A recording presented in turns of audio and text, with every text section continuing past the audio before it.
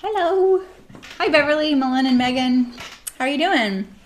Welcome. Hi, Samia. How's it going? You guys hear me and see me okay? I need a more attractive mouse. Isn't this thing ugly? Oh my gosh. I don't want that way over there, though.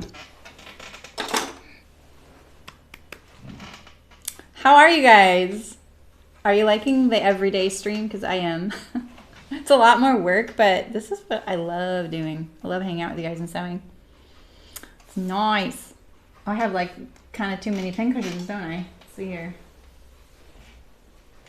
So today we are making this vintage style flapper apron by Decades of Style. And it's bias cut, so it only takes 1 yard of fabric. This is sponsored by Hearts Fabric and Decades of Style, so thank you to them. And this is so great. Like if you have that 1 yard of cool fabric in your stash that you bought because you're like, I just really can't pass this fabric up, it's really cute. This apron's it. I mean, you can do the whole thing with 1 yard plus some bias for the binding. And if you want it reversible, you'd need 2 yards. So I know the fabric's super cute. Sorry, it's in a little jumbled pile because I was ironing it a little bit. We are making a reversible version. It's got pockets and, let's see. These are both the Cotton and Steel Ruby Star Society prints.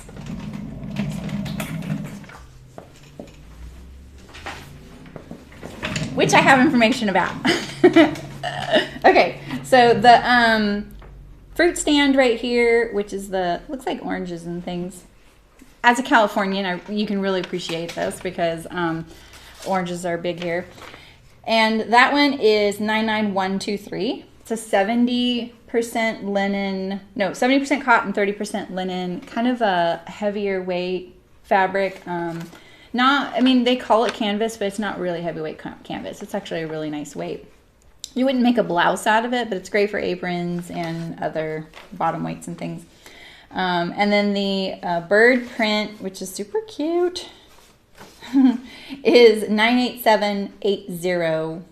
The bias that we're using, which is this really fun gingham print. Hi, Megan. How's it going? Is 80798, large gingham orange, and it's cotton as well. So you can get the fabrics, and we have a code SOSO10 for 10% off if you want to purchase anything there. It doesn't have to be this. Hi, Kathleen. I know, it's really cute. The gal Allison, who works at Hearts Fabric, said that when she said, I loved the fabrics we picked so much, I bought the exact same ones to make myself an apron. So it's just really funny because this apron goes back to Hearts Fabric. I was wondering, like, why can't you just like buy that one off the floor? I know, they're really cute. So you should just be warned if you want to do this apron with a directional print like these birds, that you are going to have some, diagonal birds, just so you know. And so I can actually hold this up to me so you can see what that would be like. Because look, it's not even finished yet, but you can still put it on. So if you're going to use a directional print, just remember that this can happen. But I think it's fine. I think it's really cute. Some prints, maybe not so much, but stripes would be really cute that way, right? So, all right, so the directions are pretty short and sweet, and the cutting is really easy. You just fold it, cut edge to selvage edge, and then you cut it within that diagonal triangle there. We did this on Tuesday, so if you want to cut yours with us, you can watch that video. It's already uploaded. I parted my hair on the other side the other day, and I cannot get used to it. I'm used to doing everything this way, and it just feels funny. Everything feels funny.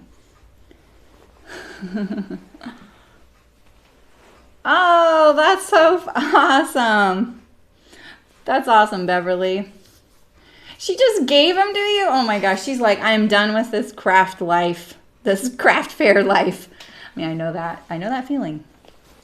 So the first step you're going to do is you're going to put your pockets on. So let's prep our pockets first, which I have right here.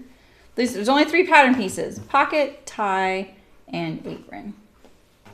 And so we're going to prep all of our fabrics. I'm going to use cream thread throughout. Hopefully that'll be okay with hearts because we're going to be flipping between both at the same time. She was like, I never want to see these aprons again. Let's just iron all these tops right now so that they're easier to hem. I'll be a good girl, a good sewist, and I'll iron first. Because we're going to do this reversible style, so we're kind of combining both views. So there's a view where you make the outer fabric, well, you just make it one layer of fabric using 1 yard of fabric with the pockets on the front of the apron. And then there's a reversible view. And the way we're combining both views is that we're making the reversible view, but we're binding the perimeter rather than sewing it right sides together and turning it. Doesn't that look uneven? Let's see. So you can get away with no binding if you make the reversible view, just so you know. If you're not about that binding life, I understand. My birds are sideways. I actually this morning thought this might happen, and I was right because I cut another apron out this morning, and I realized that I didn't fix. I did this because that's how the fabric scraps were. So we'll recut that. I'm just making sure my pockets right now are the same. Might as well do it right now, right? There we go. So let me find my scrap fabric, which is right here. Isn't it? Wait, it might be on the shelf. Let me find it.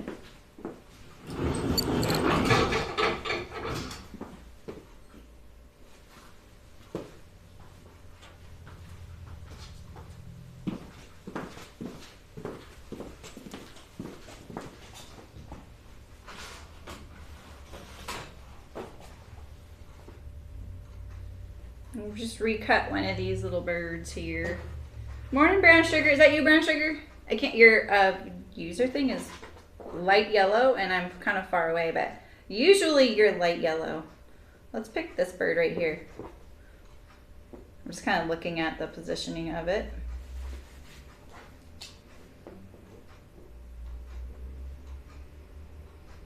So you cut the pockets and the tie on the correct grain. Only the apron is on the bias, but if you use the tissue layout, this is what's going to happen, I think, is one pocket will be sideways. But they also tell you that it's not intended for directional print, so you'd have to correct that yourself. It's not like an error or anything. All right, we'll get rid of this so I don't accidentally use it. Who, me?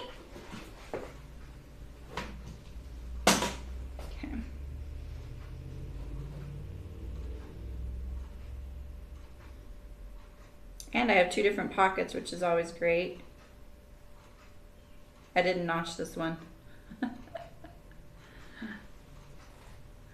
A wet bag for, oh, cool. That's an awesome idea, Kathleen. It's things like that that make doing workouts and stuff just, you know, you have more incentive to do it because it's less of a hassle. You know, a wet bag for your swimwear. It just, I don't know. And then you have your, like, I've got my special little wet bag.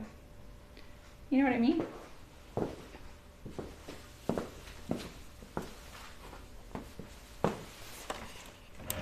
All right. We're back on track. Oh, the bangs thing. Oh, my goodness. The other thing I found with parting my hair on the side is when I go to thread my needle, all my hair falls across my face. I don't know if it was worth doing, you know. So I'm just going to turn under this edge here. How's the lighting and everything look? It looks so fuzzy lately. If the other Megan was here, she'd be like, don't touch anything. I always have to fiddle. Oh, I have the sharpness all the way up, so I really can't make it any. Hi, Ray. You are able to join. We've missed you too. I'm just going to hem this pocket. You can also iron the hem under as well if you find that to help. We've missed you too. Ooh, Malin, you're Sienna. That's awesome. You're getting ready. You're pretty obsessed with that jacket right now. That'll be awesome. You're gonna love it. I've been looking at the Cascade duffel coat. When I was reaching across my machine earlier, my arm grabbed the thread that got caught on my sweater, and so it's still like picking up the slack, and I keep seeing it out of the corner of my eye. But I'm pretty excited. I'm making that duffel coat for a friend, and I don't know much about it, so I've been looking at all the pictures and hashtags, and it's pretty great. Don't touch the light. I'm not touching the lighting. I was just trying to make it a little sharper. I wish I had either someone who was like kind of interested in figuring things out like on the other time, or like when I'm not like sitting here live, or I had more time, because I wouldn't mind trying my DSLR camera as a camera, or I have a GoPro camera I bought, or I didn't buy it. I got it as a gift, and my husband gets a pro deal, so otherwise I would never have gotten one of those. But for doing video a long time ago, where it was from my perspective here, because you can wear a GoPro, we never use it. And I have it here, and I would love to see if I can use it as one of my cams, because I think the quality would be better for you guys. You know? Did I get that even? Do I dare check it? Oh, it's a little bit off. It's a little bit off. Is that going to bug us? I don't think it's going to bug me too much. Especially when I turn it back this much. And I turn this one back. Does it match when it turns back? Do you ever play that game? Instagram is so great for inspiration and to make you feel like you can't keep up. That's pretty good. I know, I can't wait to see it too. All right, so we're going to attach our pockets now. So when you're doing these curved pockets, there's a couple tricks to getting a nice smooth curve. One is running a stitch right here and then pulling it a little bit, gathering it up, and then just ironing it under. Another would be, you could have cut 4 pockets for one side and get rid of this hem allowance and just add like a seam allowance above the notch instead. And then just sew 2 pockets together, right sides together, turn them right side out, like leave a little opening, turn it right side out, and then you'd have a nice curved edge to top stitch down. So there's you know, options. Curves can be, they seem like they're going to be easier, and then they kind of tend to be a little bit trickier. So I'm just going to run a line of stitching here. I don't want too long of a stitch because then I'll get bigger puckers.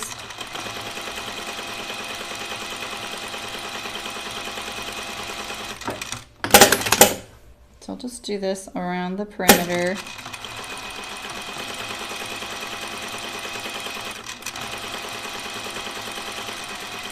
I just want a nice edge, nice curved edge. So trying to keep your machine going is going to give you a nice smoother curve rather than, hi Julianne, how's it going?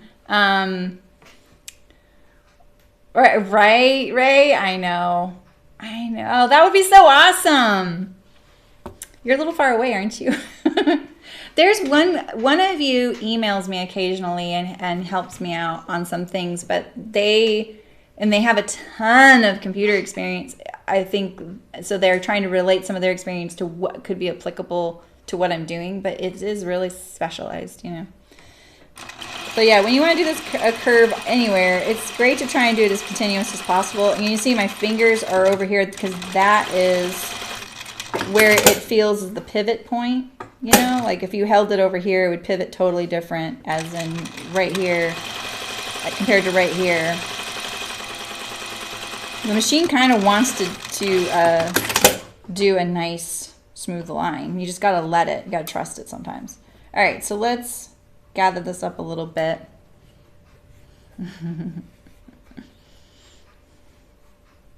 I feel like this is almost off camera, but trying not to do that too. Have I learned anything in a year? I have.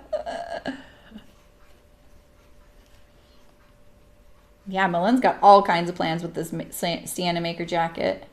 It's going to be fantastic.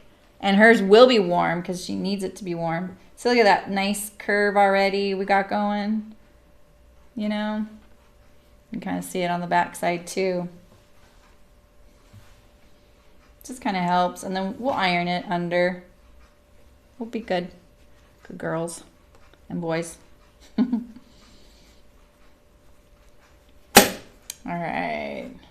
And then World Peas which sent me the picture of the flat pouch she was talking about. I have never seen it before, but if I can, maybe I'll try and throw something together at the end. It'll be rough, but I might be able to today. If I can't, maybe I'll try tomorrow. All right, I'm just gonna do all 4. It's like we're making 2 aprons, but then we're just gonna put them flat up against each other and bind around the perimeter. Today I'm also gonna show how I sew my bias together so it's a continuous, you know, piece.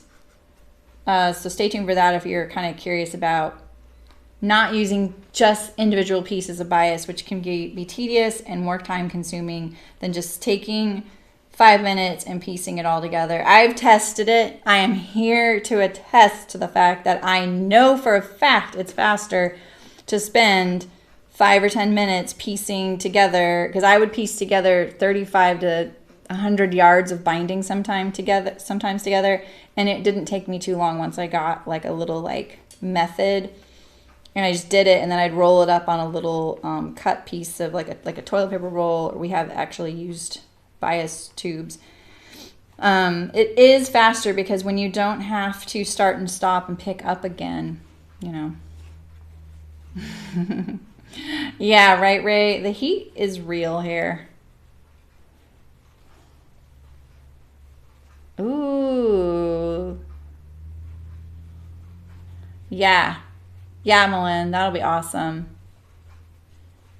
Sometimes you can find windproofing fabrics are the same as waterproof as well. Yeah, wind is sometimes is worse than anything else. It really cuts through. Use the back-to-back process product that you reveal the planet. Okay, that's awesome. That's awesome. All right, what am I looking for? I'm looking for and you're gonna add a hood. Ooh, where did I just see a? Oh, and the Cascade duffel coat pictures, I saw someone made a removable hood. I thought that was kind of cute. I didn't look at the details of it. So we'll just, and this kind of wants to do it, so you kind of want to keep your fingers away if you can, and just do this as smooth as possible. You may have to let some of your gathers out. Now let's look at it from this side.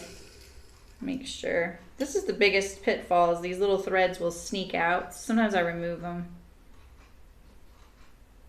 Now that it's ironed, I could even probably remove them now. And one.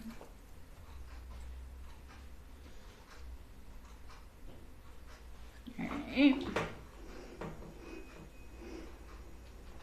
It sounds like my first real quilt, the little cat quilt I made. Do you guys remember those cat blocks I was making with that from that class? It's probably gonna be done any day now. She's quilting it. I'll show it to you when it's done. Someone texted me from her studio yesterday and asked where I got my backing fabric. I was like, oh, I know that it's on the quilt frame. So my curve is not turning right there. I could sit here and spend time, but it actually wants to turn right there, and I'm fine with that, so I don't have to worry about this thread sneaking to the other side. You know what I mean? So, oh, there we go. Yeah. Hi, Sydney. Oh, I just bought a new iron, and I'm gonna tell you first that I didn't do much research. I bought exactly what I've always had. I do not have one of the fancy ones you see everyone talk about, like the Oslo, or the other one that people talk about. I just got the Rowenta. I love it. It works really great. The steam works really great. And what I did learn a tiny bit about when I went, because I started having like qualms. Mine before had been dropped a couple times, and it was starting to leak, and the steam was starting to come out right here at my fingers, and it had seen 5 years at a factory minimum, at least. So, you know, it had, even though we didn't iron a ton, we still ironed, you know. And there were a couple of us, and I am a notorious dropper of things. So it was time to get a new one recently. So I went, but when I was about to buy it, I started having qualms. I was like, oh, maybe I should put a lot of thought into this. Maybe I should try and get a sponsorship. Maybe. But one of the things I came across was that if you're a garment sewist, you're looking for certain kinds of abilities that are better than others if you're a craft sewist or a quilter, you know? And this one was highly rated for garment sewist, so I was like, fine, I'm gonna stick with it. So that's why I still have the Rowenta. It's 80 bucks at Target. And like I said, I think that's my 4th one. So. Yeah, Malin, is the sizing on that lettered or numbered? It's lettered, or it's numbered, right? So one size up would probably not be that much. Yeah, I just add a like gathering stitch, and then that way it's a nice smooth curve, you know? Yeah, but that's exactly what you would do on the sleeve as well. Yeah. All right, so let's put on some pockets. So we're going to do contrast pockets so that they show up. I like to start upside down. So here's my pins right here, and it's where the pins go into the fabric that my pocket needs to line up. So I start right here. So I'm going to put my pocket there. Make sure this is all nice and flat. Because, you know, it's kind of hard to tell if the pocket's straight when you've cut your apron on a diagonal, right? And I just pin in the middle like that.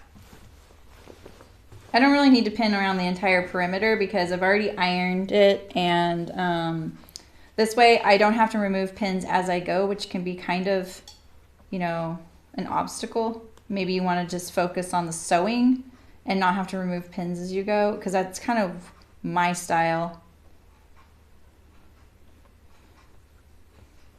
This pen keeps like rotating under there. I use the little glass head pins on things like this kind of cotton because they stay in better than the quilting pins. The single layers are better for these little finer pins, you know? Right? Yeah, exactly, Sydney. I know. I feel like, you know, it would be interesting to have a latest and greatest, you know, gadget, but this one works. I know what I'm getting. And if I really wanted to invest, what am I doing? In an iron, I would probably look at the kind that are like a dry cleaner's user or a tailor shop, where it actually is like an air hockey table, and it pulls. It does the reverse of an air hockey table. You know how the air hockey tables like blow air? Well, there's irons that pull. It only expels steam randomly. Oh, that would drive me crazy too. Have you tried cleaning it? Do you? Because I live in a really high calcium area, and I didn't have to really clean my iron as often in Humboldt as I do here. Now I need to do it very often, and I left out the instructions because one of you has the exact same iron as me, and so I was gonna, every time I was gonna clean my iron, I was gonna remind her, clean your iron. All right, so I always start upside down because I'm gonna start at the bottom of the hem, come up towards the middle of the pocket, go across, around, and do the same thing. And this way I can see this little edge is getting kind of raggedy because I notched it. This is the thing with notches. You sometimes get these little raggedy pieces of fabric. I'm going to try and tuck this in. In fact, I'm actually going to clip this off like this, so that when I go across the top and down, this whole thing is maybe enclosed a little bit better than there, so there's not like this little tag of fabric potentially going to sneak out. This is a pet peeve of mine. You may not have, it may not bug you yet. You may someday. All right, so start down there, come up. Oh, I need to shorten my stitches back. Then go across. I'm gonna walk it. There we go. Ooh, it's perfect for 2. And now I kind of want to take this thread out. Ooh, I really want to take this thread out. I'm gonna take this thread out. Look at that, it's gone. There we go.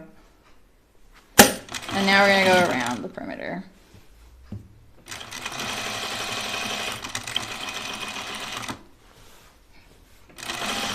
Try and keep your pocket all nice and flat as you do these little curves so nothing gets wonky. You don't want to have to do it again.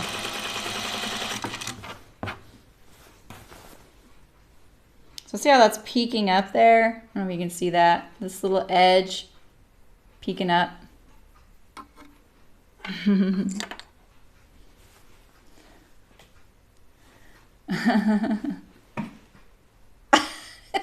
Right.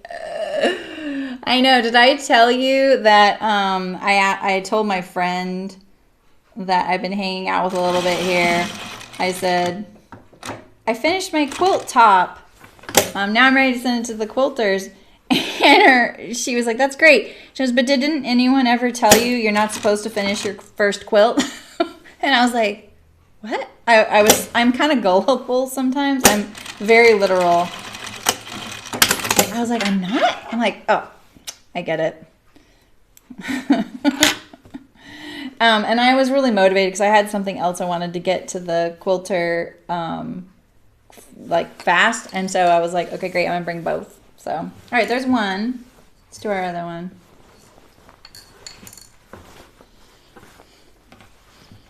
Yeah, try it, PA. You never know. I don't know. I mean, like, it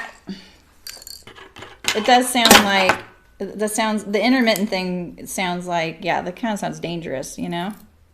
I'm just cutting this little edge off here. Don't mind me. Sorry, you can't even see probably what I'm doing. I'm just cutting off, tapering this little edge right here. Especially on this cotton canvas because the canvas is a looser weave, so you'll get more threads. What's going on here? Look at all this thread I have here. There we go.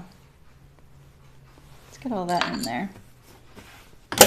And I'm just like removing my basting stitch too. You got a baby Yoda? I saw a knitter just posted a pattern to make one. It was, oh, was it Tiny Owl Knits? No, it wasn't her. It was someone else. It was really cute. It was an amigurumi person. That'd be so cute, Megan. Yeah, it does sound like a gamble. It sounds like a dangerous gamble with your sewing machine. All right, so let's trim this little thread here. Anything else I need to trim? Come on. Let's get all these little threads. Might as well do it now, then we don't have to do it later. It's those little things that make your stuff look so much nicer when you just get rid of it. All right, and so I'm just making sure this little edge, this little one right here, gets tucked down in there. The reason I do the triangle, this little like angle across the top and then over, is because pockets are a high stress spot when you're putting your hand in there. You know, you can bet this is the perfect phone pocket, right? So you're doing whatever you're doing, dyeing yarn or I don't know, painting or cooking or whatever you're doing in your apron. And you're going to throw your phone in that pocket and pull it out all the time. And then the other pocket for snacks, right?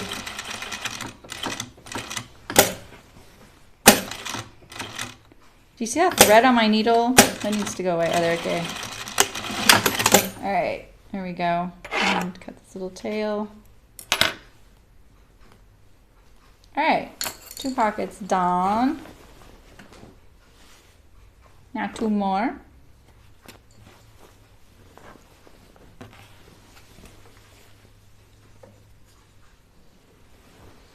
You know, I just realized I just kind of worried that I put those pockets on upside down. Because it's on the bias, I really can't tell, you know? Like when I'm just looking at it as a little jumble under the camera, you know? All right, so let's place these here, nice and flat. Oh, it's that. That's awesome. Oh, so it's a doll that you ordered, a doll?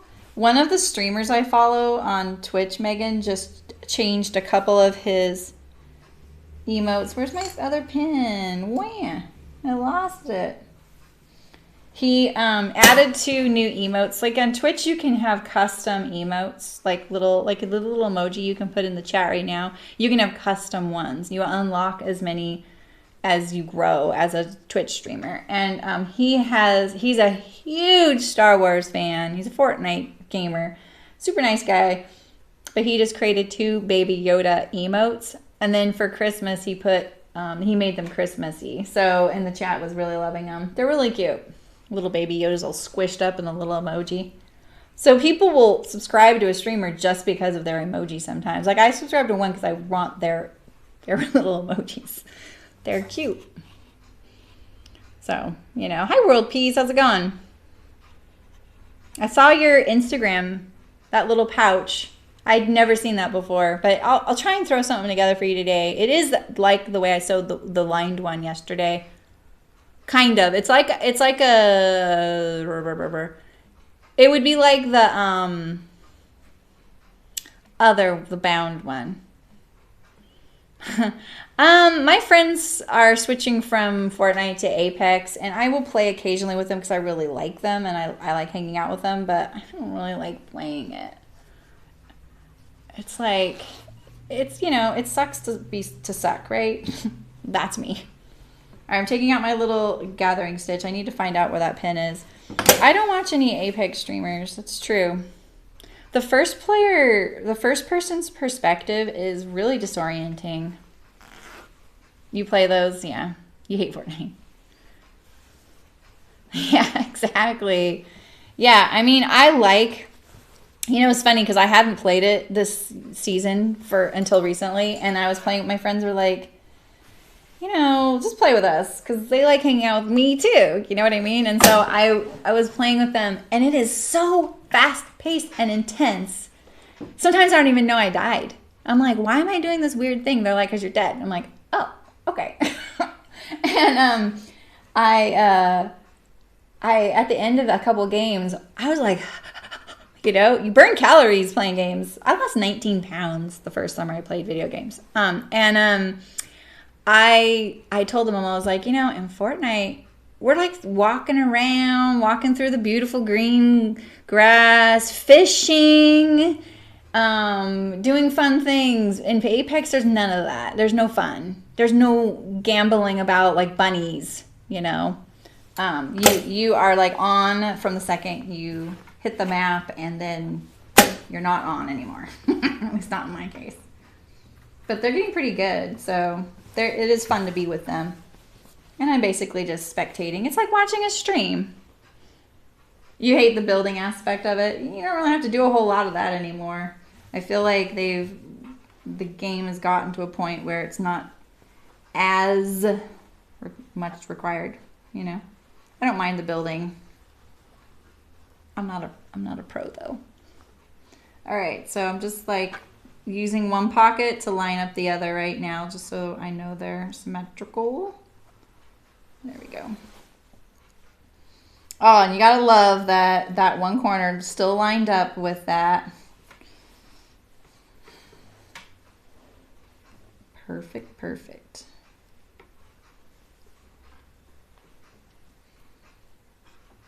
Okay. I'm not even playing any of those lately either, so it doesn't even...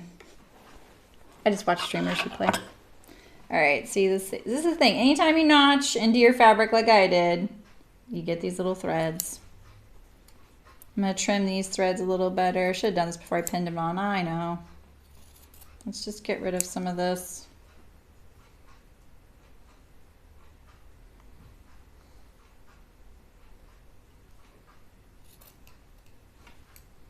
I know. I should have done that before I put the pocket on there.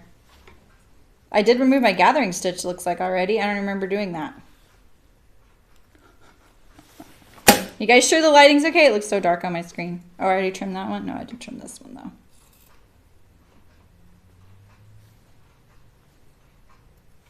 All right.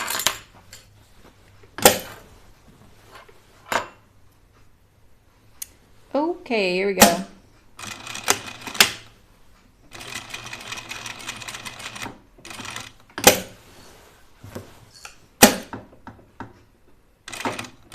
Do you hear me? I'm like, with my foot, I'm like, I just want 2 stitches. Just 2 stitches.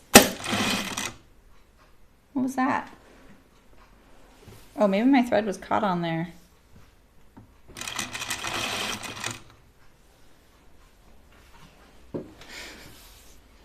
She took 50 years to do her wedding quilt. Oh.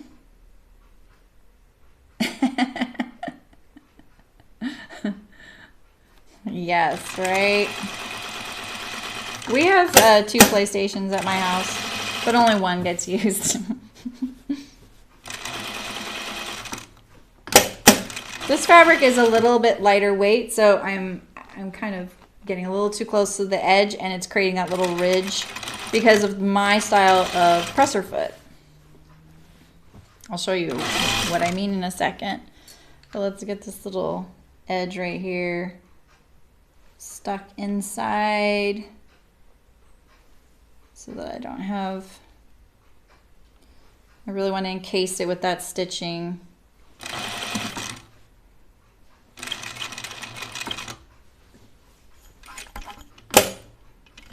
All right.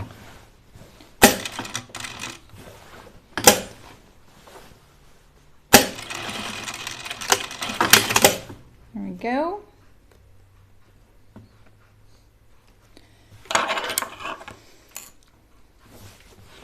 And we have one more. 4 pockets. Didn't take us too long. I love this kind of sewing, like pockets and like edge stitching. I really like. I didn't really get that lined up very well.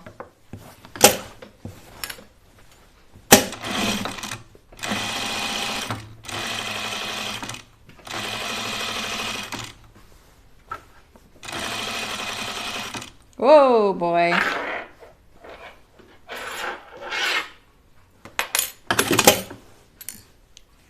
A little too close. I'm going to back this up to the bird right here and then to put my start stop in this lighter colored fabric so it's not as noticeable.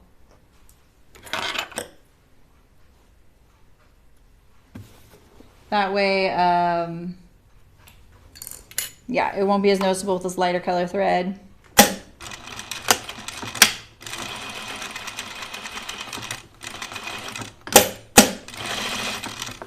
So because my presser foot is split down the middle, has this gap right here, what happens when I'm really close to the edge of a fabric, especially if it's lighter weight like this, is just a regular quilting cotton, this pocket, it will get caught on the right hand toe of this foot.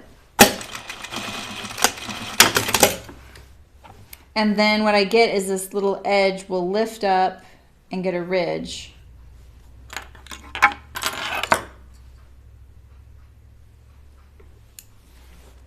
All right, let's get rid of these threads. And let's see about the back. Oh, I still have some pins on this one. Here we go. Oh, the birds are cute. All right, so if you're doing the, we need to do our ties next. We'll do our ties, and then I'll just walk you through if you're going to do the reversible version without binding. So, Nancy, you probably just took it over. All right, so we're gonna sew this right sides together along one edge. A cardinal. I saw a really cute cardinal print fabric at the fabric store It was kind of holiday-esque, but then there's a ton of them on spoon flower. So pretty. There's a few spoon flower designers that specialize in birds, kind of like the one I did for the moth. She specializes in birds and in butterflies and moths.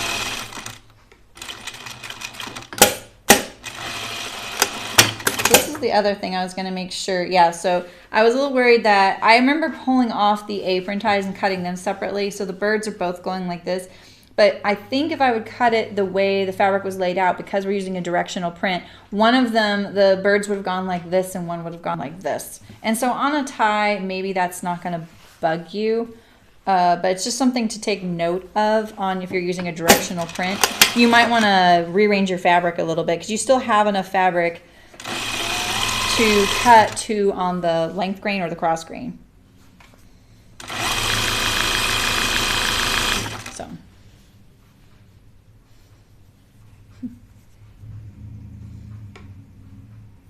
All right. Yeah, I just got a text. My cat quilt's done. I don't have binding picked out for it yet. I might have some here. I'm not sure. I'm going to clip the corner. I'm not going to get too close, honestly. This fabric's lightweight enough that I'll probably be able to make it pretty sharp. But just remember when you're going to turn this, that all this fabric is doing this. It's good to note, just to think about where's the fabric going when I turn it. So all this has to go inside here, and that's why sometimes our points don't make nice points, right? So I'm actually going to trim this one a little bit like that, because when I folded that up, I could actually see, oh, which one's going to give me the most trouble, you know?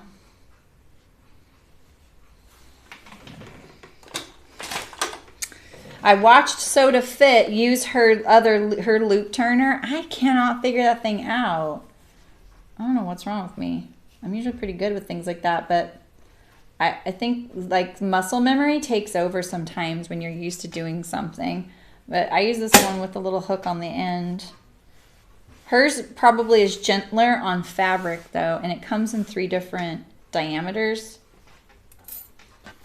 And once I have an end, I just take off the hook.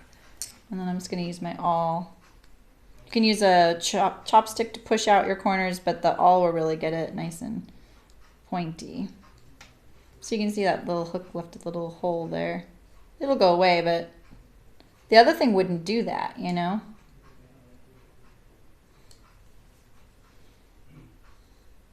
Let's see. I like to lay my awl in the like crook along it flat and then lift it up.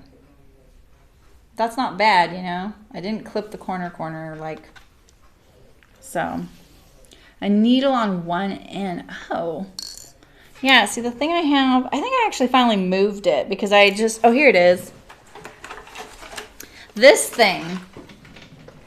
So there's three tubes, 3 different diameters. I can't figure it out. I think it's just like what you learned on, what you've used. You know, I've had this thing. This is my second one, and I've had this style since I graduated, since college. They gave it to me in college. Yeah, so see, look, there's my little loop. The little thing that moves, I have 2 of these I can show you, but my camera's not going to focus on it very good this close. So you can see that this has a little moving arm, you know, it's like a latch, right? And this little tip is very sharp, and so is this little latch. They're very small. And so I go through between some stitches and I push my hook, and then I hook on there, and then I close the latch. There's the latch in there, I feel it, and I kind of close it on it like this. And I find the key to this is to just do a little bit. So get it started really gently, kind of try and very lightly glide your fabric over it like this so it starts, okay? Pulling, like pressing really hard or pulling really hard will it'll do a few things. You might snag the fabric with the hook someplace else, and then it won't move. And then really, I've never broken one. My one I had for 15 years finally died, but I figured that was okay. So the thing is, like, sometimes when it's really tight in there and really hard, you have to pull really hard. And so what I find is when you're done pulling, try and gently release so that you're not breaking the tension of the hook onto the end. Because then in some fabrics, it can pop off of the end, right? Especially if the end isn't a closed off dead end. Like if you had put the hook through to an end that was open like this one right here, you might lose it because it might tear through the edge of the fabric, right?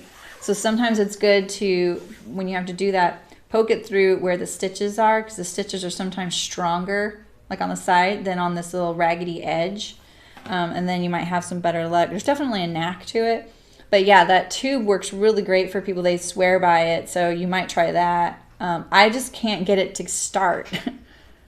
You break the... Yeah, I find the latch to be really helpful. I had to get a new one once my latch broke. It wasn't working as good. It worked on some things, but not everything, you know? I'm like pulling it because it didn't look square, and I'm like, I know I sewed that square. So this looks pretty good. I'm gonna iron it. You broke yours the first time you used it, Lisa? Dang. Yeah, I just don't think that this thing works for everybody, but I haven't had any trouble. I have really hoiked on it too, on the hook, but the latch, when I lost it, it was just gone. I don't know where it went. Like I wasn't even using it. When I went to use it, it was gone. So, but it was really old too. So, you know.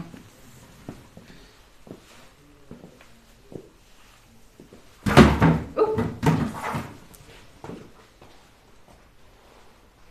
There's a whole lot of color going on here, eh?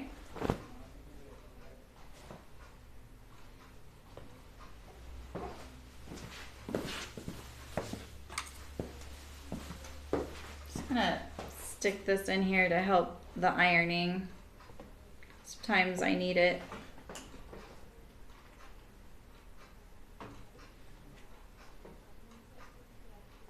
I really like that to be right on the edge, but it's so hard, you know?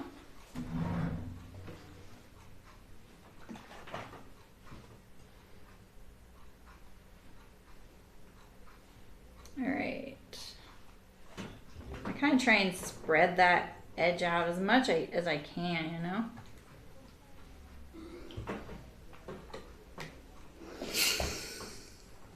So I push it, make it as flat as possible, and then I kind of roll it to the edge.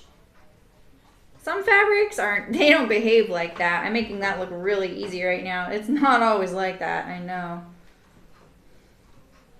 I have to say, straps, like things like this, these are nice and short. These are fine. But in general, when I have to make them, they're my least favorite thing to sew and make because I can get a little crazy about if they're not perfectly parallel, or if I can't get the seam ironed nice, or I can't turn it. I have to turn it right side out.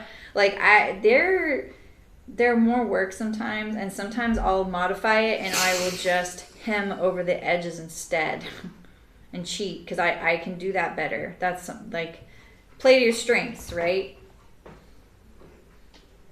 And you know, and I do a pretty good job on straps, but I just don't enjoy sewing them very much. These are nice and short. I love how short these are. The apron goes pretty far off the back. No, I just work it between the stitches. And so just make sure you're gentle, but try and get between the stitches and not break it, and try not to punch it through the fabric. I try and go through the seam. I know that doesn't always work, you know, but if you can, try and do that. And then sometimes you'll see, I've definitely shown you guys where it got a little hurt, and then I'll have to like finesse it, and you know, then I'll just kind of like poke it with a pin and try and get the hole that I created to go back together. Or I use the awl, or I kind of, you know, and I iron it, you know what I mean? So it's just never easy. Who knew that that would be it?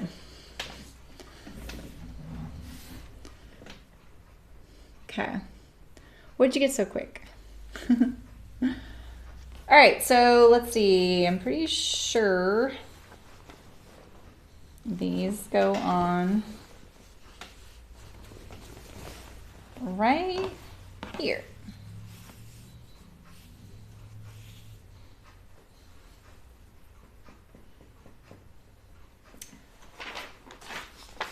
I'm just going to look at the how she recommends it in conjunction with the binding, so I want to make sure I'm doing it pretty much the same. Yeah, right, Terry? I do the same thing. I did that on the handles of one of the dish carriers because I think I used denim. I'm not going to turn denim straps. They don't do that in a factory. They have a machine that makes those. All right, so clip corners, 5 for turn, remaining, see that edge stitch pocket, reversible apron. Okay, wait, finish all edges. Okay, wait. Where's the tie? Attach tie ends at back corner. Yeah, so you can roll hem the whole thing, narrow hem it on a machine or by hand, or use the bias binding. So I think we're just gonna do this how we want. So we'll just put this in line this up. I'm gonna put the seam down, and I'm gonna line this up about 3/8 of an inch away from the edge so that I have room for the binding right there. And I'm just going to tack it in the seam allowance. My machine sounds fishy. I'm just going to say it. It just sounds fishy. Okay, so there's that one. Now, if you're doing the reversible one with no binding, don't forget your straps. And then you're going to place both aprons right sides together. But you're not, because the neck hole, don't just put these right sides together and then turn, sew around the neck hole and then sew around the perimeter. You won't be able to turn it right side out. Right, Nancy? I know, exactly. So let's see what she recommends here. Or he, I don't know who wrote the instructions, to be honest. Apron fronts and the right sides together, stitch around the outer edge. Be sure to catch raw edges of the ties in the seam while leaving remaining edges of tie end free. Clip curves where necessary. Turn through neck opening. Press edge stitch around perimeter. Finish neck edge as desired. So you can finish the neck edge however you want. She doesn't give you instructions, so it's up to you. Right, PA? I have exactly done that thing where I'm like, wow, I'm spending so much time. You know, next time, just edge stitch your straps, like iron them, you know, fold it, iron it, and then just edge stitch around the perimeter. I do that now. Life is too short. Corduroy, oh man, I would probably go through 3 loop turners doing that. So we're gonna put these wrong sides together. And if you don't mind, I'm going to do this on my table behind me because there's more space. Let's see. What does my other table look like right now? It's a little higgledy-piggledy. Oh, my camera is in the wrong place, but I'll just do it on that table there. Can I turn this without upsetting the apple cart here?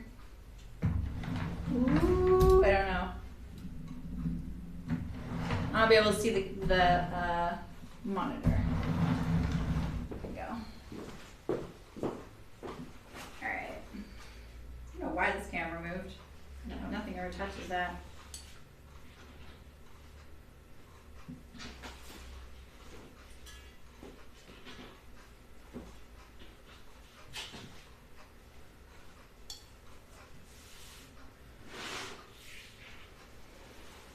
So I'm just putting this, I just needed a nice flat surface to put this right sides together so you can see the whole apron now. I don't know if you can hear me okay, but I won't be here long.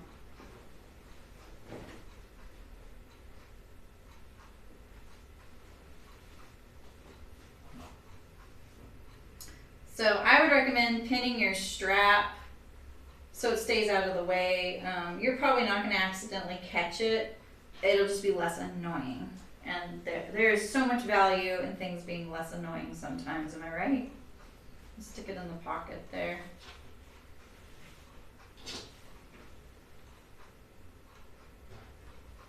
So clip or pin, you just don't want to have to worry about this at all. I'm going to try and make these pins visible. So I don't accidentally send an apron with a pin in it still.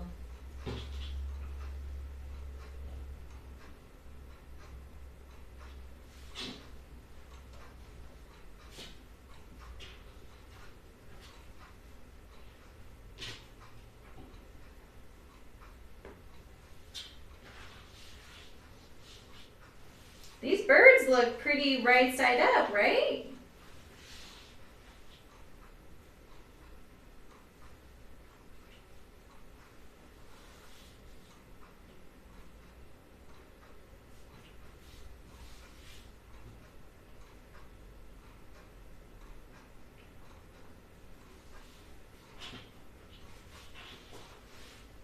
So satisfying. Okay. So, like I said, if you're sewing this the way where you're sewing it right sides together, the other, like putting it right sides together, sewing around the perimeter, and then turning it, make sure you don't sew around this edge and here. Leave this one open. You might be able to sew a little bit that way, but you will not be able to turn your apron right side out if you sew both. It's physically impossible, even though it's a little mind-bending to think about. Just so you know. You could bind that hole or roll hem it, which will be kind of tough, I will say. Look at that little angle I have there.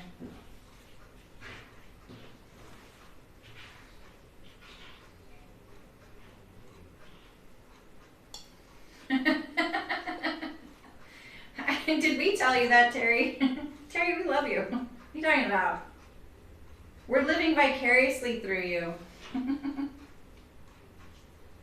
You got this. Chip away at it. I think I'd like a little bit of a flatter, just a little bit there. Okay, let's go bind this baby. Turn my monitor.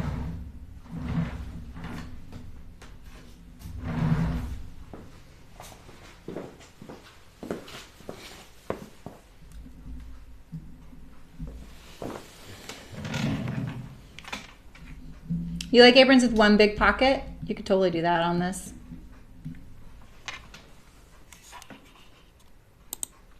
Nope. What's this called? Me and Machine. I labeled my scenes so literally so that it wouldn't be confusing. Me and Machine. My machine. I bonked the camera though. Okay. So let's sew all of our bias together. You need quite a bit.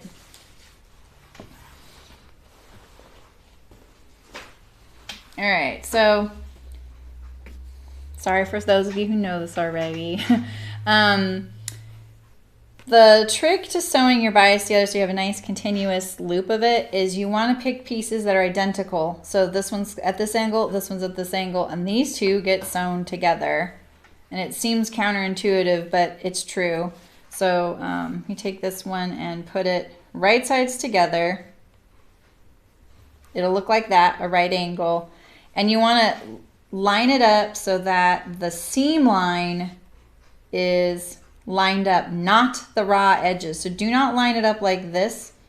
That looks so pleasing to the eye, but it is wrong. If you sew it right there, I'll show you what'll happen. It's good to know what'll happen before you do it. I can't even do it. Like physically, it's like hard for me to do it. Yeah. You'll have a major jog in your binding. It won't be very continuous at all, and you'll lose some width. So that's why you want to line it up along the seam line And I even have a really short video on how to line up your seam allowances because it is kind of a big issue, especially when you're a beginner or you're kind of overwhelmed with all the other things that you're doing.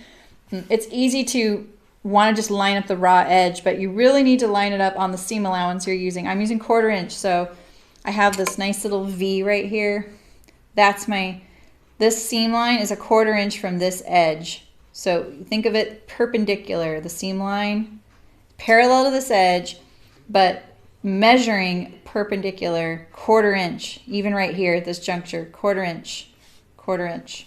And that is what you're going for. You don't have to backstitch if you don't want. I don't usually. And I thought I had another, let me find something to roll it on.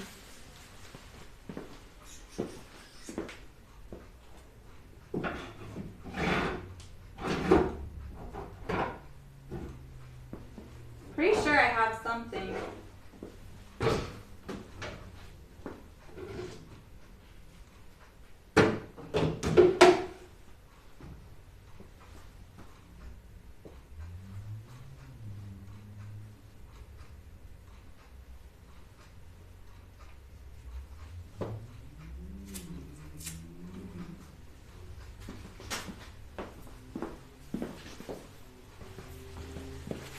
So you can use a paper towel roll, and then this is going to seem tedious to some people, especially if you're in production, but I heartily recommend it, especially if you're in production. So just start winding it up. Doesn't matter if you do it face down or not.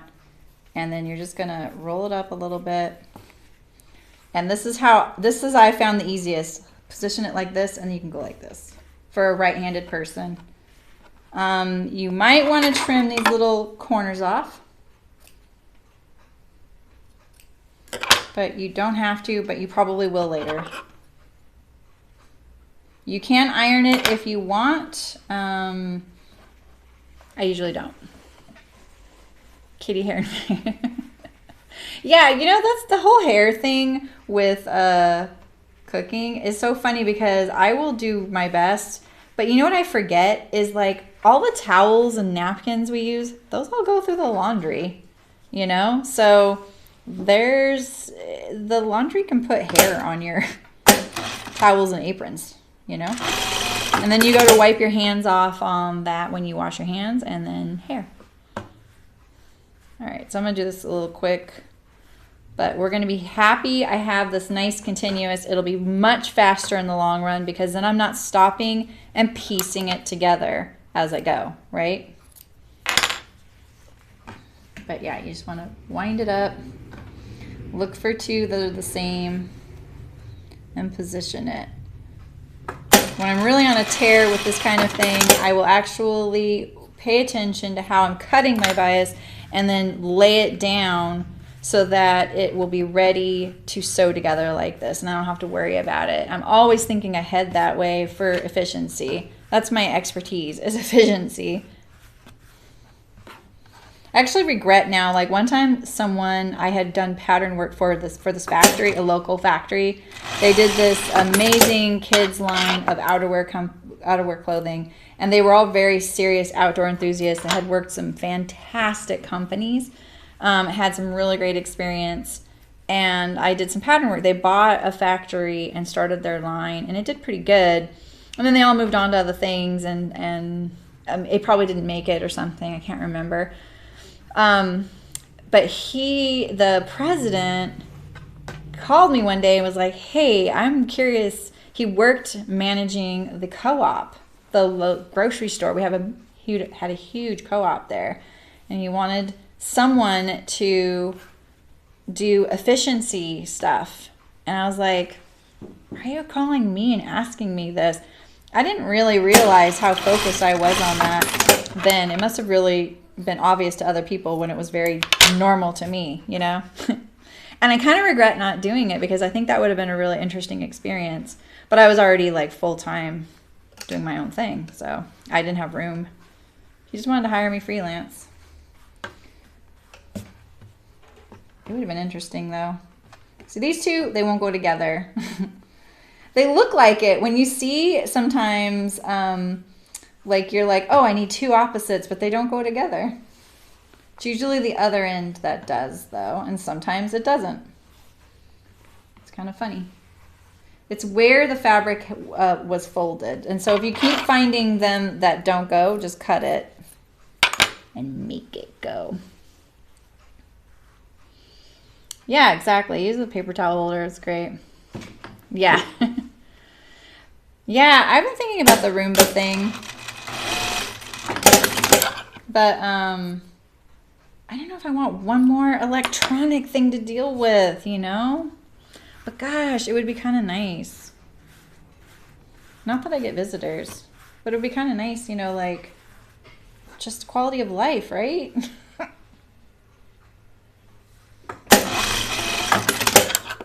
I should have done most of this off camera and then just finished this off with you guys, but I have not had much off camera time. Yeah, I just recut them to be correct. Exactly. I do that a lot too, Nancy. Most of the time, they're not too hard to find because the way I was cutting it would be like a full 44-inch wide square. And so there were an equal number of one angle to the other angle, you know. But sometimes when you do something like a half-yard fold, you end up having 4 edges. And so you have them kind of all higgledy-piggledy. It's just a little habit.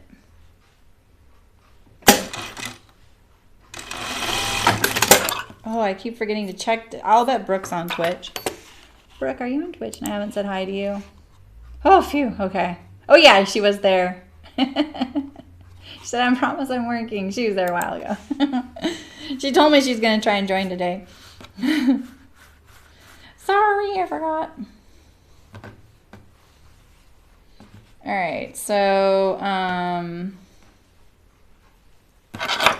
you need about 7.5 yards to do your whole apron. And then I think I told you guys how much you can get per fat quarter. So you probably need a 1/2 yard minimum of fabric to do this much bias. I probably don't need to do all of this, but you're going to be bummed if I have to stop and start piecing it together again. But look at that, I'm almost done. Look at this nice little roll binding, gingham. So yeah, you might want to press these, and what you can do is just have a little iron really close by when you're doing it. Just try not to stretch it when you're rolling it on. You don't want to start stretching out your bias before you even get a chance to use it. That one we're not going to do. Some of them are just too short. You can save them if you're worried, but if you think you're going to need all your bias and you have a lot of short pieces, just sprinkle a short piece in between the longer pieces so you don't have a lot of seams every 6 inches, you know? It interrupts the pattern of the bias and you'll notice it. And it also might cause you some issues with the sewing when you have to go over so many seams all the time, especially on a curve, you know? Yeah, you know, Nancy, that's so funny. I think, oh, cool, thanks. Oh, a little square tissue box, you store your binding? Oh, that's smart. I like that. I think that Twitch automatically clipped that because of the donations. Because it said I clipped it, but I didn't. Because I was here on YouTube, you know? And I was very disappointed in my reaction to the donations because I'm so thankful. And I was like, boy, I just kind of went on to the next thing. I don't know what to do. It was kind of funny. I was like, that's what I look like? All right, I think I have like 5 more and then we'll get to the binding.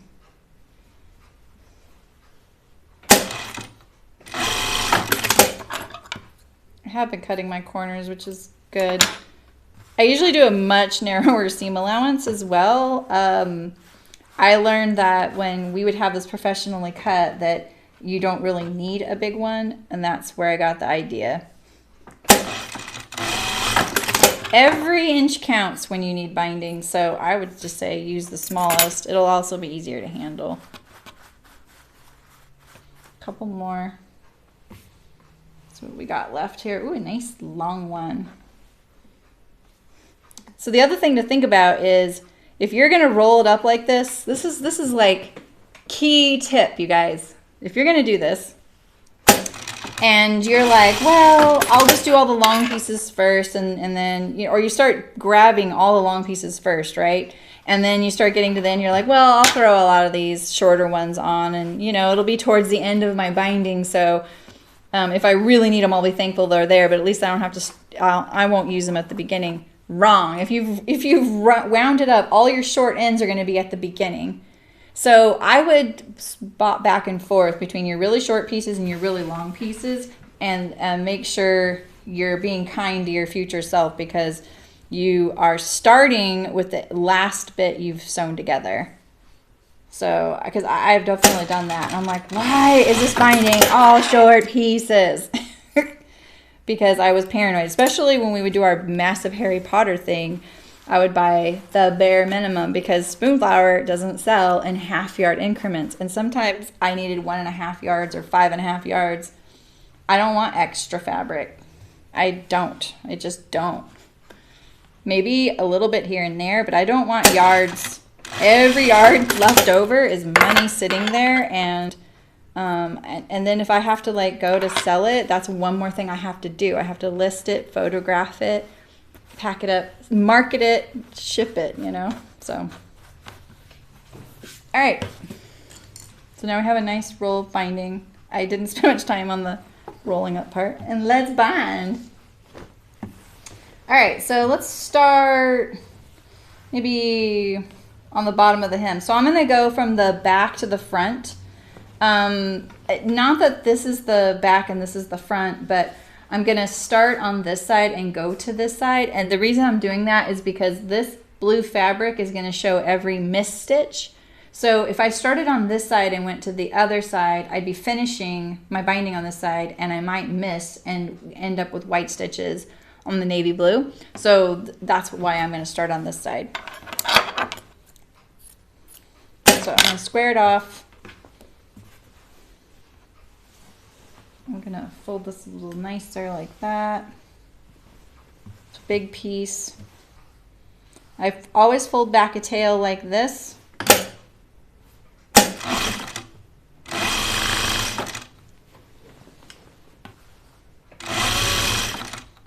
And just start throwing it on, sewing it on. You don't really need to pin this. You got this. When you get to your seams, you can open them up. I'm going to. I do 1/4 inch seam allowance because that's pretty much the finished width of my binding too. It's like 3/8.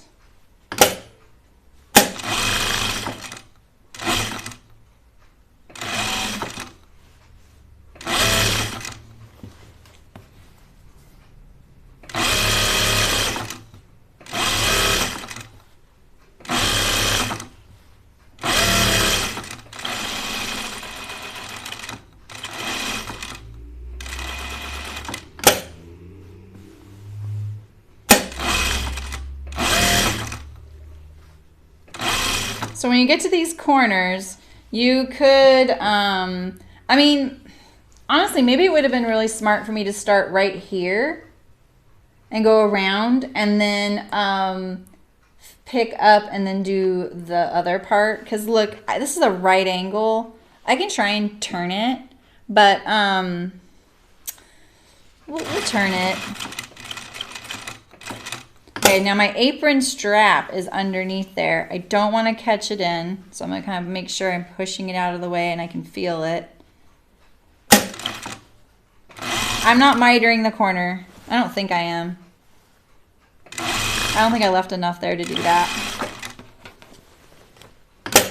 So remember, like when you're binding and you're binding along the edge where the binding is going to be shown on the front and on the back like this, you don't have to worry so much about leaving some slack in your binding, because you know how there's those neckline finishes where the binding goes completely to the inside of the garment and you can never get it to lay flat or not pull your neckline. I have the same problems. You don't have to worry about that issue when you're sewing binding to an edge that it's going to straddle and wrap around. Now, if it's going to push the seam allowance to one side and you're going to put your binding to one side of the garment, then you might have an issue. And you need to allow a little slack in your binding, because the edge that's getting stitched down is shorter than where it needs to go. I think I just ran out of bobbin. Let's check. Yep. So when I'm attaching the binding, I'm gently pulling it a little bit because it'll be easier to do the final tricky step when I go to do it. Let me just switch my bobbin out.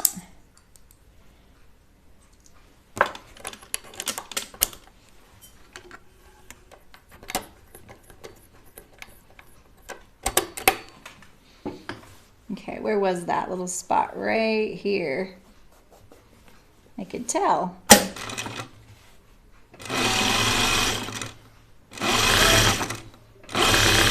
This gingham is going to be really cute.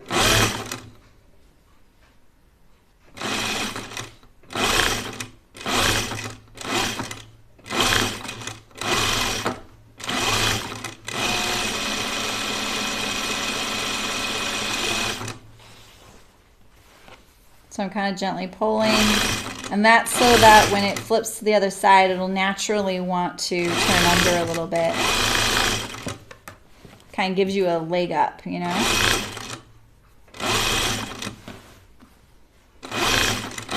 If you have a binding attachment for your machine, I would definitely do what I said. I would start at this right angle corner and go around the perimeter, and then I would go around the top, but then you'd have to finish your little edge, your tail of binding.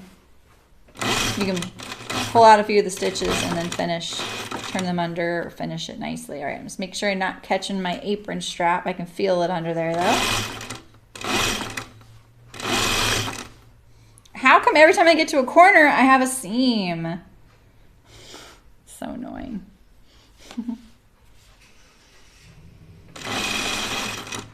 I haven't given my cats catnip in so long.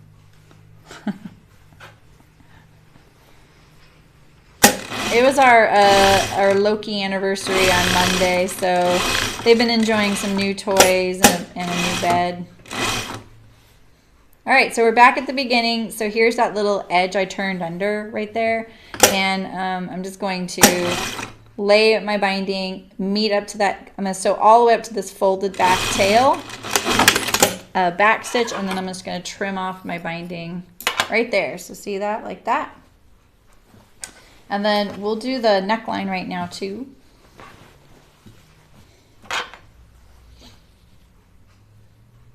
So we'll start, I wonder where the label should go. Murphy's Law. Should I do it like when it's on the farm? I think I'm gonna put it right here. Rahia. It's not a very flat oval right there, but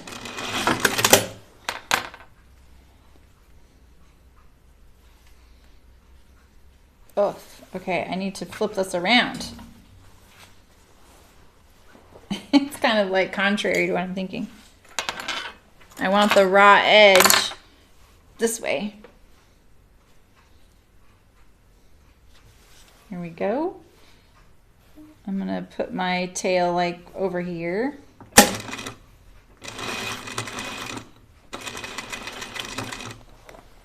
This is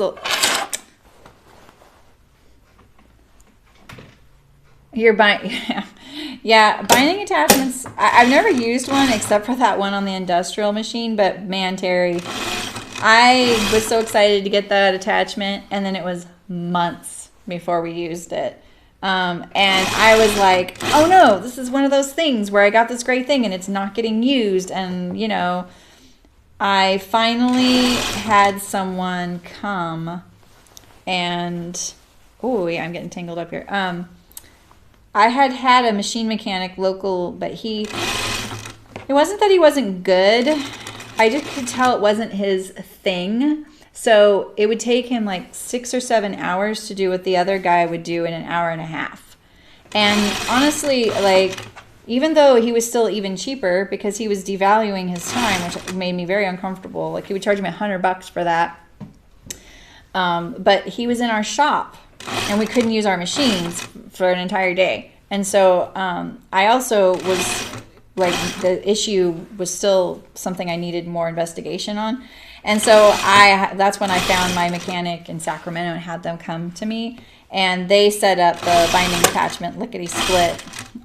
So I also learned, and that was when I started getting my binding made professionally, that was the crux, is having it very consistent. We got our binding attachment. We got so good at it, we could use hand cut, but it was never as good as using the other stuff. Okay, so you see how my bindings are lifting up because of this curve here. That's going to be okay because, like I said, it goes around and stays on the edge, you know? All right, so I'm meeting my starting point here. Of course, there's a seam right there. And I'm just going to go up to the turn back edge and then trim this off, and I feel like I have quite a bit of binding left, but I didn't also measure it and I cut all of the fabric. All right, so let's look over my edge here and let's get rid of the pins.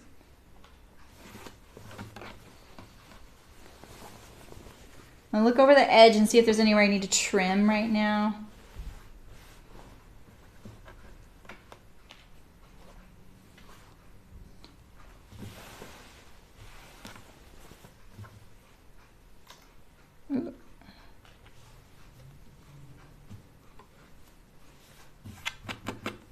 Okay.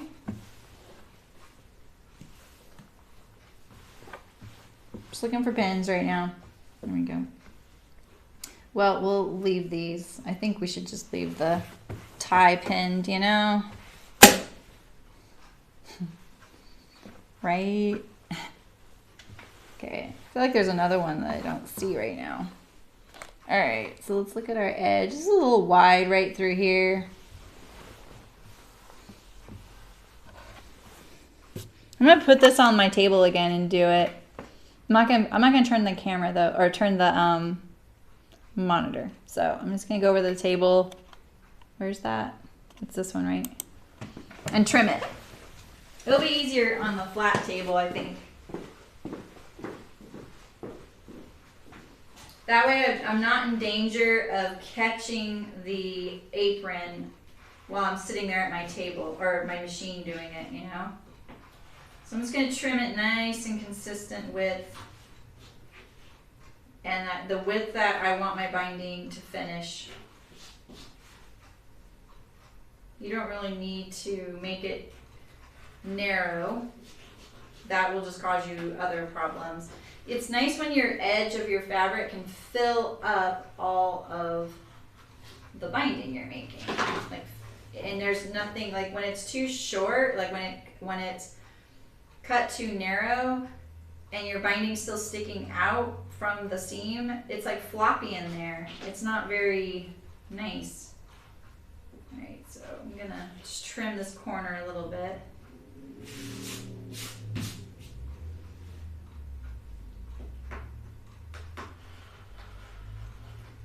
I don't need to clip the curve, like I said, because it's straddling the edge. If you sewed yours right sides together and you're turning it right side out, you're gonna absolutely have to clip your curve. And by that I mean clip, clip, clip, clip, and so that it turns nicely, because you're actually turning it on the seam line, whereas I'm not doing that. We're kind of doing a hybrid of both views. We get the best of everything. We get the binding and we get the reversible thing.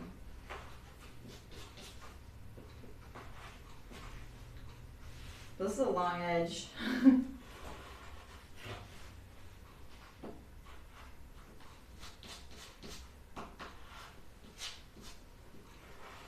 It's funny, I have the most threads on certain grain lines, you know? The bias doesn't get very thready, but on the straight grain and cross grain is when you have your most thread.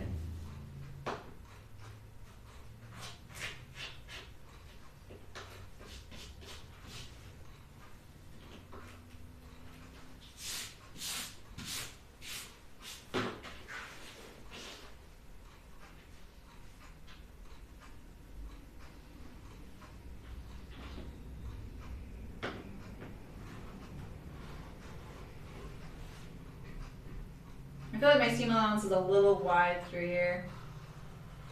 So I'm just trimming it down a little bit.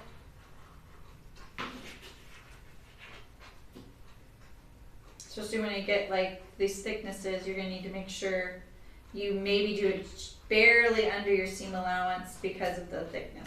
All right, let's do this.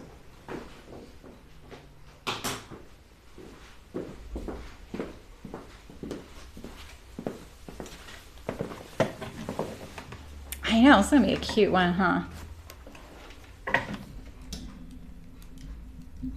Where? Oh, I keep doing that. That's right. I'm like, why is my... There we go. Too bad it's going to hearts. I know. Hi, Eileen. How's it going? All right, so let's start near where I started the fold there, the binding. I do that because you don't have to start near there. And I actually won't start right on top of it, but I will start near it. Whoop, stop sliding off my table. Put your apron all the way up. All right, so let's turn our edges best we can. Now you could iron this. I don't really usually moving fish toy with cat. That's cute. We could right now. I mean, maybe that would be good, but you don't really need to. Kind of wants to do it. It's ready to go, you know. But you can totally iron this. I would press the seam allowance towards the binding. And if you want to press under the edge, you can, but I feel like that might be so much ironing that you might get a little frustrated with that. So, you're too busy? Yeah, this time of year, I realized this weekend I have so much going on, and I don't typically do a whole lot living here, so it's kind of funny, but I'm going to my husband's work Christmas thing, and then on Sunday I'm going on a home tour, you know, and I stream Saturday too. Okay, so I start behind that little area so that I can kind of get my sewing legs under me and get everything kind of dialed in before I get there, so then it's nice and flat. But I just turn it under. I don't do anything else with that area. I don't seam it together. I know a lot of people do that, and I don't do that. It's too much work, and I feel like this looks nice too. So now you can see, like, because I'm finishing on the navy, if I slip off the binding on the other side, which I'm hoping I don't, it'll be on that nice cream background fabric I won't show, you know. So here's the strap, and here's my corner. Now typically I just soften my corners. We had to do this a lot in chicken boots, but if you want to miter it, you can fully miter your corner too. Oh wow, Nancy. Hey Rachel, how's it going? Yeah, it's like a holiday home tour with the Quilt Guild, but it's they're all homes in paradise, you know, where the campfire hit the worst. And you know, my mom, she lived in Magalia, so yeah, so it's gonna be, these are all homes that mostly survive. Some of them only like part of it survived or like one building survived. So it's kind of an interesting, it'll be interesting, you know, but it'll definitely be, it'll be a little intense.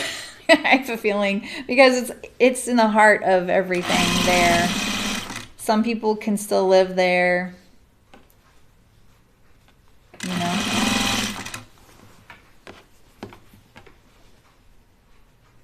So you fold your binding. You want to go just past where you see your original stitch line. Just go just past it. And as long as you keep your needle to the right of that stitch line, you're going to land on the binding on the other side. How many times have you heard me say that? Oh, really, Nancy? That's hilarious. So you're part of the reenactment? How fun.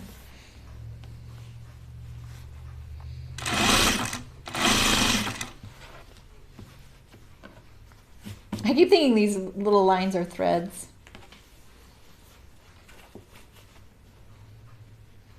Once I get a little bit further, I'll pick up the other side and see how I'm doing.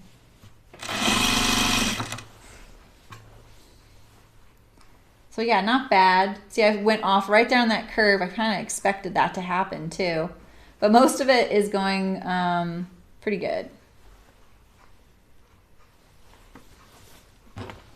Like I said, use what you know as a guide. You know that if you're to the right of this line, you're going to land on the binding, right? Use your awl too. You can pull the fold over there. It's okay if you don't stitch on the edge of the fold. It's secure. It's good mostly to stitch near that original stitch line so that you can't lift up an edge of the fold and see it. Just don't fold too far past it.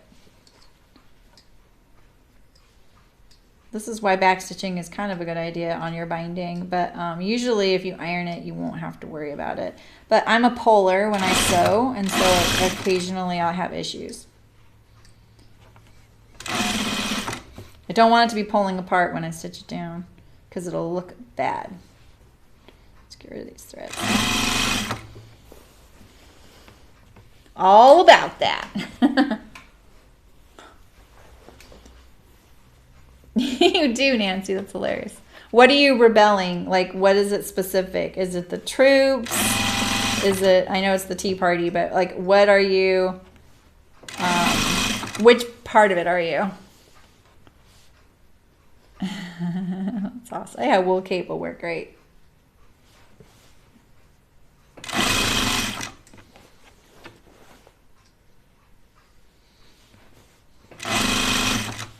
Okay. And get these little swoops to the right. I need to pull it kind of off this way.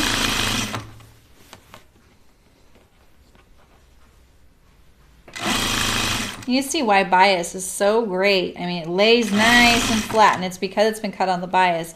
It's different, like quilters can use the cross grain stuff because they're hand sewing it typically, and there is a bit of stretch on the cross grain. Oh, just the tack side. Okay. Yeah. The main thing. That's awesome.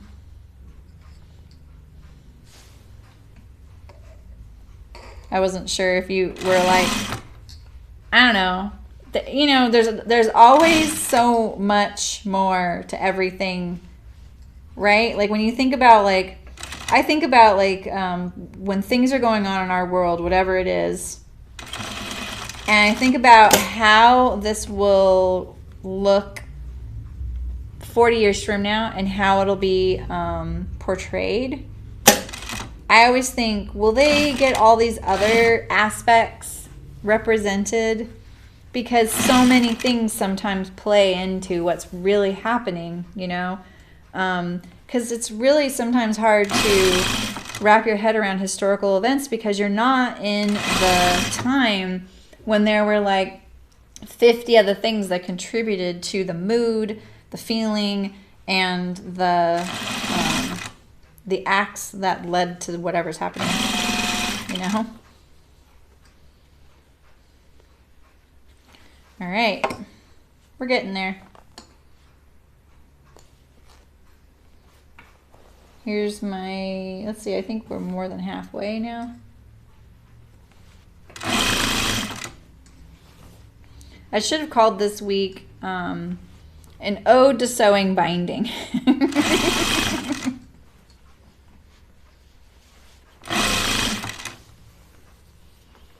I just controlled that corner. Well, yeah, I mean, actually, I didn't do very good because there's a seam right there. But yeah, I do that little tucky thing. That's usually what they look like. I round it. Very frowned upon in quilting. I've already been warned. The funny thing is, you guys, like in my quilting world, that I'm getting to know sewists here locally that are primarily in the quilting world, right? So I've decided I'm going to quilt a little bit so I can meet other sewing friends, right? So I think they all know that I like to sew clothes, and that's my specialty. They know that. They know that really well, you know, because that's how they got to know me. And I don't know if they know my experience with binding or anything like that, but they do know I'm a noob when it comes to quilting, which is pretty fun, you know, like when you're an expert in one thing, but then you come to another group and they all know you're an expert in something else, or that's what your affinity goes to, and then you're going to do their thing. They're all about like, you know, like sharing what helps your process out, right? What makes you better and what not to do. Kind of. I mean, they're very much alike. You figure it out as you go. You know, they're not like judgmental or bossy or anything like that. Not at all. But I will say, since I've done my quilt and I dropped 2 off, I have had so many people chime in about the binding. And it's funny because I started to get kind of like, why y'all got an invested interest in my binding? Because this is like the most fun part and the only thing I know how to do, and I'm really excited about it. Like, one of them wants to basically tell me what to pick out. And then I've had probably 3 or 4 comments on what not to do when I sew it. Or like those funny comments of like, so do you think you're going to cut the binding on the bias? And I'm like, why are they asking me that? It's really funny. You know, I was getting kind of annoyed, and I told my friend, I'm like, what the heck? Why is everyone muscling in on the best part? I want it all to myself. Or, are you going to machine sew your binding? Yup.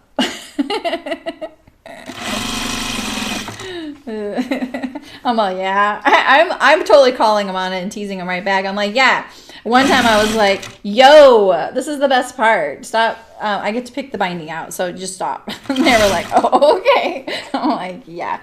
But they didn't know that I have 80 rolls of binding on a shelf behind me, and I have a little experience with binding. But I was kind of like, oh, okay, yeah. It's the first time I've gotten a little sassy lately. I was like, what the heck? I finally made it through the whole quilt process. This is the only part I know how to do, and now everybody wants to help. All right, so here we are at the beginning.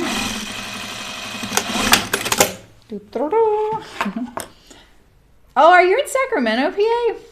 You're so close to me.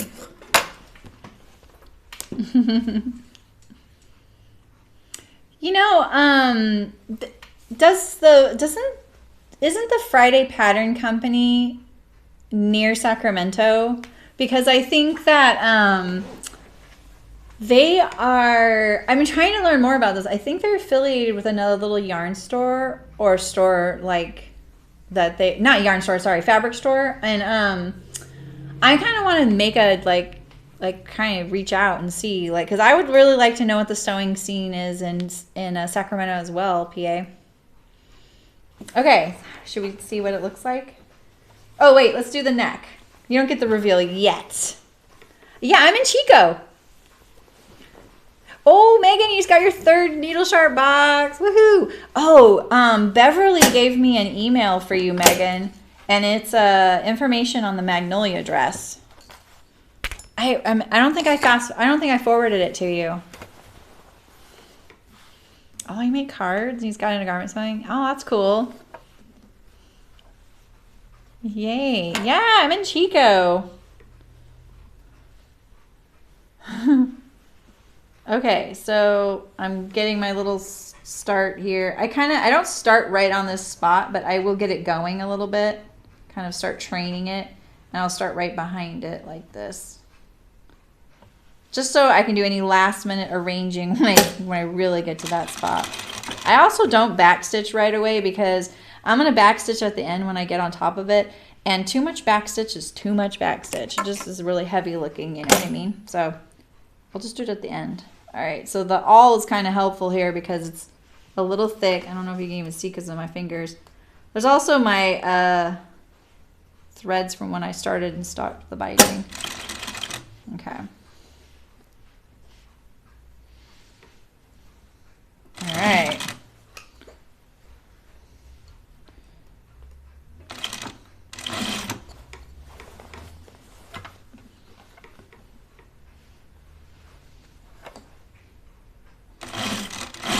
This part will be pretty quick, except that it's a curve.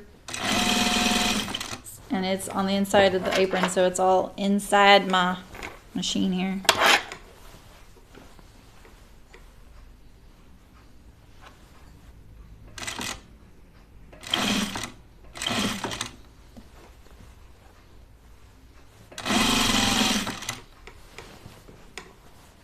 Ooh, Nancy, that'll be nice. Yeah, they must need a good sewing seam PA, you know? We need to find out what they're doing. That's what I was thinking. I was like, oh, I didn't know they were near me. I'm not trying to be friends with them. I'm just wondering, like, they must have a pretty good sewing scene if they're, you know? Where are all the fabric stores hiding that sell garment fabrics? That's what I want to know.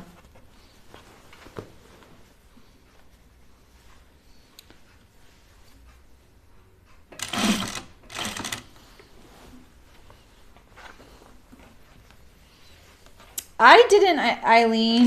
Maybe there were a lot of deals though. Oh, fun. Pop-up cards in the Cupcake machine. That'll be cool. You know, I think Mim is making on Twitch. She uses a Cricut a lot. They look fun. Okay, I'm back to the beginning. Still trying to cover up my little stitches there. Make sure. I bought some things on Black Friday. Like, I shopped, but I didn't get any deals. Nothing I needed. Yeah, I thought the prices in the boxes went up starting in January. What's on the East Coast? What's on the East Coast, World Peace? Nice, Mullen. All right. Should we try it on? Got my, oh, guys, unpin my straps. I love this style apron. Maybe I want one. It fits me good.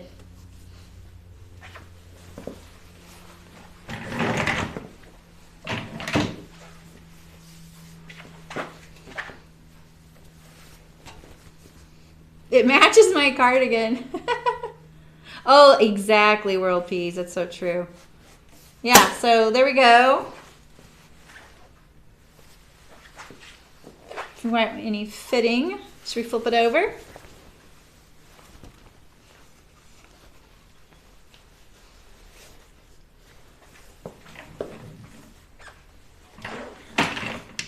Yeah, it's really cute. It's cute.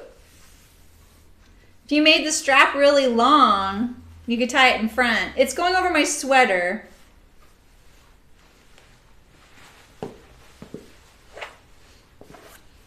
Really cute, eh? So cute.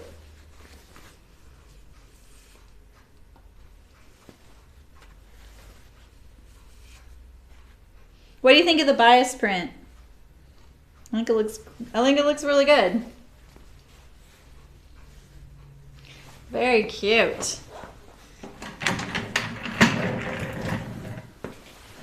So that took us an hour and 45 minutes, right? Not bad. So you can make a fully lined, fully bound one.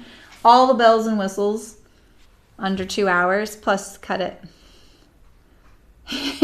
Right, Megan? Exactly. You know, I think I'm going to make me one for wearing here at the shop. Because, and I saw, is it Malin that said you always forget to put on an apron when you cook? Same thing. In fact, I just got rid of the hook. I didn't even put a hook up in this house because I'm like, I'm never going to wear the apron. My husband does, though. Especially because maybe he'll make something like that'll splatter a little bit, or he's wearing his like work clothes when he cooks. But I want one for wearing in the shop so I can preserve my hand knit sweaters and also be less thready when I leave. You know, what I need to do is wear one at home because of dog fur. Yeah, PAC, I've seen that. The Meisner's that's who comes and does my machine maintenance. But they're focused on quilting and bag making. Maybe I need to ask if they want a garment class there. I didn't even think about that. I love how I'm like looking for it and I'm like, oh, I could maybe ask. Oh, that's so cute, Nancy. Exactly, Eileen. Even when you think things won't splatter, they do. Yeah, your friends were horrified that I wasn't going to say anything that your husband got you a apron for Valentine's Day. Have you guys seen the Peloton ad it's like getting a lot of flack because it's like I'm sure you guys have heard of this, where the Peloton is like an exercise bike, but it's a really fancy exercise bike with like a screen, and you like log in and you're like live streaming. Like you would be at home sewing along with me. The same thing, like you're on your bike, you're working out, and you're looking at your trainer who's in Boston or whatever. You know what I mean? And so it's live, and they'll actually call you out and say, yo, good job, you know, Sarah 18 or whatever, right? So there's a ad going around right now that Peloton put out, and it's the husband gives his wife one for Christmas. And so then it's her little like log of the year of using it, and the little video she makes for him, and a thank you video at the very end, like in a year. And I only had seen the parody of the ad, and I was like, wow, does this woman really get a Peloton from her husband for Christmas? That's kind of bold of him, you know? And then I realized, because I heard the next day that it's coming under all this flack, and people are making parody ads of it. Because she, at the end of her little video to her husband, gives him divorce papers. So it's pretty funny. So your dad's bought you a total gym. If you want that, I don't think, you know, like I don't feel like, I wouldn't be offended. I asked for a rowing machine for my birthday. I wanted that. You know what I mean? So, exactly, Nancy. Yeah. Yeah, so that it is worth seeing some of the parody ads. It is really funny because I saw the parody before I saw the ad. And then when I saw the ad, I was like, oh, yeah, this is kind of bad. This is kind of bad. Because she's already pretty fit and gorgeous, and she's acting like she's never worked out before. Like, she literally acts like, oh my God, I can't believe I'm doing this. I'm like, you must be working out. I don't know. It's really funny. Well, this turned out fantastic. I really love the Decades of Style patterns. Do you guys remember when I did the butterfly blouse? I looked at that and I was like, that's a dramatic blouse. And then I put it on and I was like, hubba, hubba. That thing fit me so good. And it just like went on and just like fit perfectly. I love that thing. I actually made myself a white one, but like I told you, the linen's a little hubby. So, and yeah, a nice Dyson, a KitchenAid or Vitamix, sign me up. I am with you on all of those. I have the KitchenAid. I have a Dyson, but I would like a brand new one now because I've had one since they came out. Yeah, right, Nancy? Exactly. Oh, cool, Megan. That's awesome. You had a pattern swap buddy? I want a pattern swap buddy. What the heck? Why are you hoarding the pattern swap buddies all to yourself? We should all do a swap sometime. That would be fun. We did a sew-along almost a year ago. We need to do a sew-along soon. You guys need to think about that. So swap. Yes. That would be fun.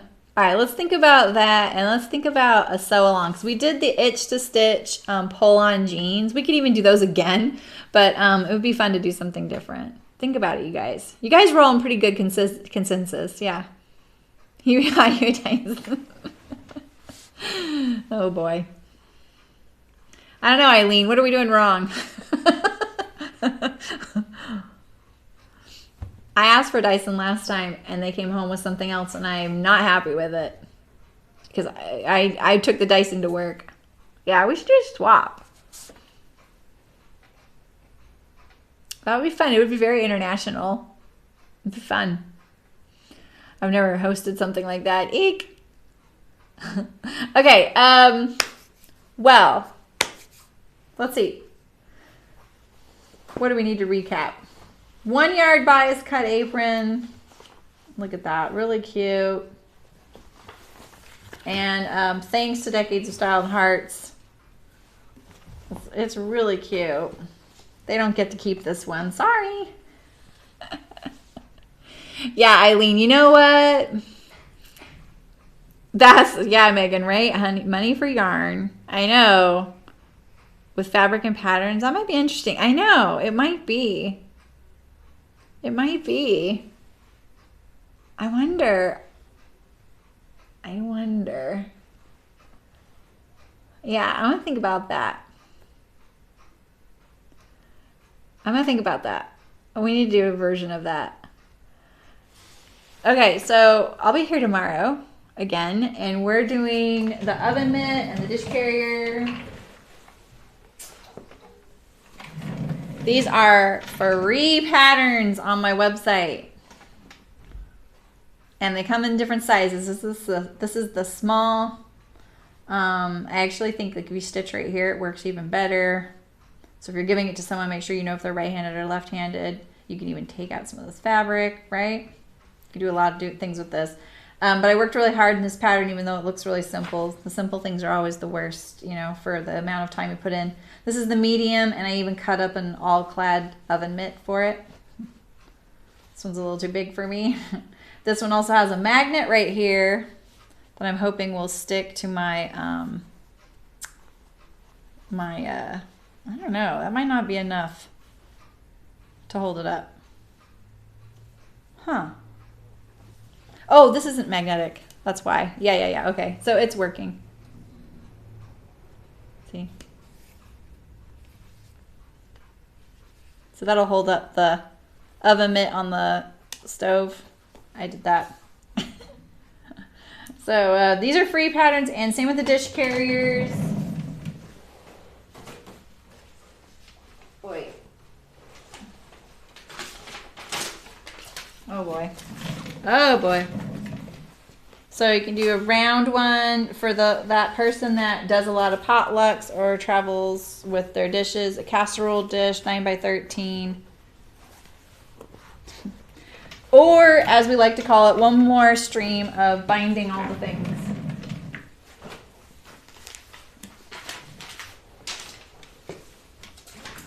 And those patterns are free on my website. Just go to the patterns tab at the top.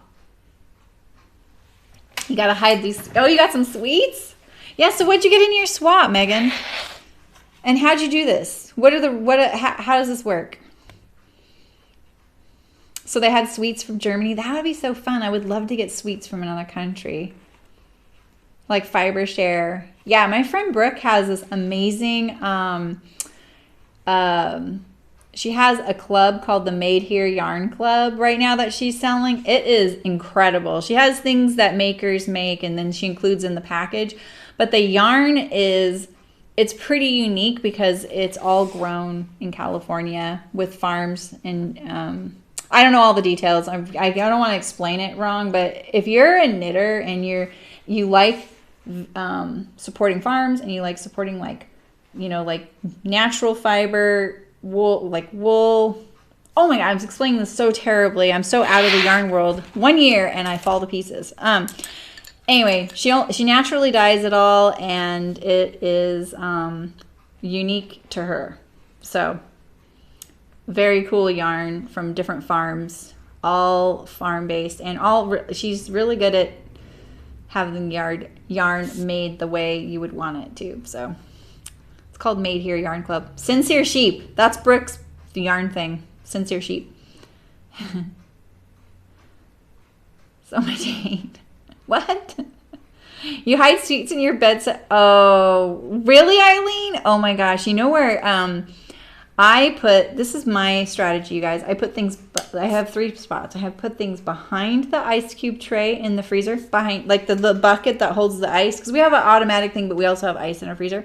I put it behind it, like the little miniature Snickers. There's probably a few there still. I put a few things above the fridge that are the dummy things, and then I put the real things in this other specific cupboard alongside, behind a cupboard they open every day. I put things behind there. Yeah, that's how I hide things. What have we come to? It's because I even though I'm a big sweet eater, I don't really want what I got all at once, and I want it to be there when I'm ready for it. That's why. So, all right. So you have time to download and print those pattern pieces. The oven mitt prints on, I think, 3 pieces of paper, all sizes. Oh, your husband's so lucky, Nancy. Wow, Eileen. That would be me. My husband keeps buying me a bag of pirate booty and then eating it all because I asked for it once. I still have only got 1 handful. I think he's on his 5th bag. I'm like, okay. I saw him buy a big old bag the other day, family size, and I was like, family size? You mean you sized? You sized. Not me and you sized. You sized. I was eating old ice cream last night, and I was like, I need new ice cream. Yeah. Yeah, I asked him one day, he's like, do you want anything? I was like, I kind of want something salty, and I don't know why, but pirate booty sounds kind of good, which is like kind of like cheese puffs if you don't know what it is. And so he came home with it and then ate it. Yeah, single serving, basically. Ate the whole thing, bought another one, ate the whole thing. Yes, 5 times now. Ramen noodles and Pringles. I see. Ramen noodles. That's funny.